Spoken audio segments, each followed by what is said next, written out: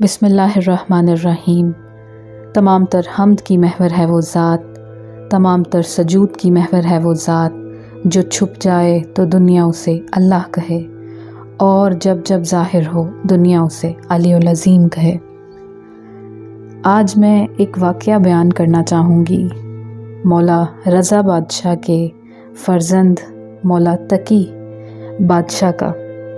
ان کے دور کا واقعہ ہے کہ جب وہ ظاہری 11 سال کے تھے، جب مامون رشید نے اپنی دختر کا نکاح مولا تقی سے کیا تو لوگوں نے آ کر اس سے کہا کہ فرزند رسول فقط 11 سال کے ہیں اور تیری بیٹی بہت بڑی ہے، کیا یہ نکاح درست ہوگا؟ تو مامون نے کہا، کم بختوں، یہ ماہو سال میں کب گنے جاتے ہیں؟ تم سنو، کوئی ایسا کام کرو کہ فرزند رسول کو کوئی دقت اٹھانی پڑے۔ یہ کہہ کے وہ سخی کے حجرے میں گیا اور کہنے لگا، یبنا رسول اللہ، ہماری کل کے لیے درخواست ہے کہ کل نکاح ہو جائے، مگر آپ تو مدینہ سے آئے ہیں اور آپ کے ساتھ کوئی ساز و سامان بھی نہیں ہے، کوئی وسیع خزانہ بھی نہیں ہے۔ چلیں کوئی بات نہیں، آپ کی جگہ کل میں وزیروں مشیروں کو اپنے پاس سے مبارکبادی ہدیے دے دوں گا، لیکن نام آپ کا ہوگا۔ مولا تقی کا چہرہ متغیر ہو گیا اور خراسان کی زمین ہلنے لگی۔ مامون گھبرا گیا اور کہنے لگا، یبنا رسول اللہ، کیا کوئی گستاخی ہو گئی؟ فرمایا، جاؤ، کل تم جس قدر مہمانوں کو بلانا چاہو بلاؤ، بلکہ تم منادی کروا دو کہ کل کوئی فرد اپنے گھر میں نہ رہے، سب دربار میں آئیں اور جس کی جو خواہش ہو ہم کل اسے عطا کریں گے۔ وہ گھبرا کر کہنے لگا، یبنا رسول اللہ، اتنی مخلوق کا کیسے پتہ چلے گا کہ کسے کیا چاہیے، کس کی کیا حاجت ہے؟ فرمایا، منادی کروا دو کہ جس نے کل دربار میں آنا ہے وہ اپنی حاجت دل میں رکھے، اسے وہی ملے گا، جہاں وہ کھڑا ہوگا اس کی حاجت وہیں پوری ہوگی۔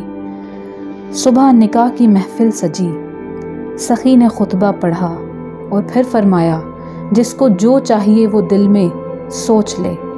سخی کا یہ کہنا تھا کہ آسمان پر ہلچل مچی، عرش ہلنے لگا اور فرشتے کہنے لگے کہ بادشاہ نے اتنا بڑا دعویٰ کیا ہے کہ جسے جو چاہیے وہ آج دل میں سوچ لے اسے ملے گا۔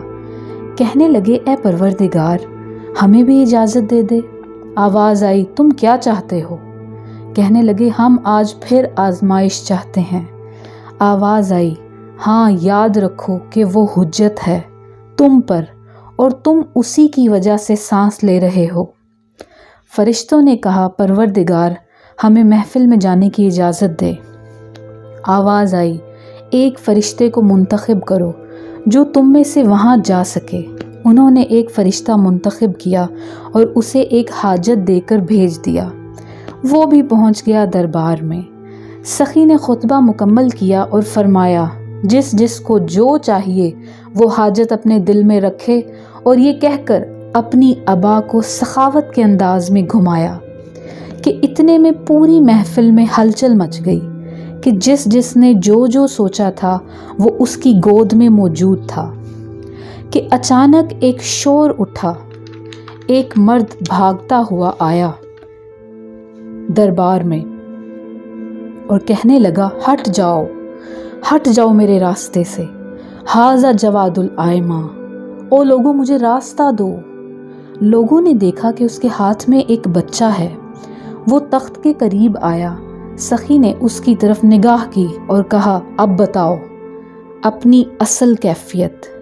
وہ چیخ اٹھا اور ہیبت سے کہنے لگا، میں فرشتہ ہوں بادشاہ، میں فرشتہ ہوں بادشاہ، میں آیا تھا اپنی حاجت لے کر کہ کیا فرشتوں کو بھی اولاد دے سکتے ہیں آپ؟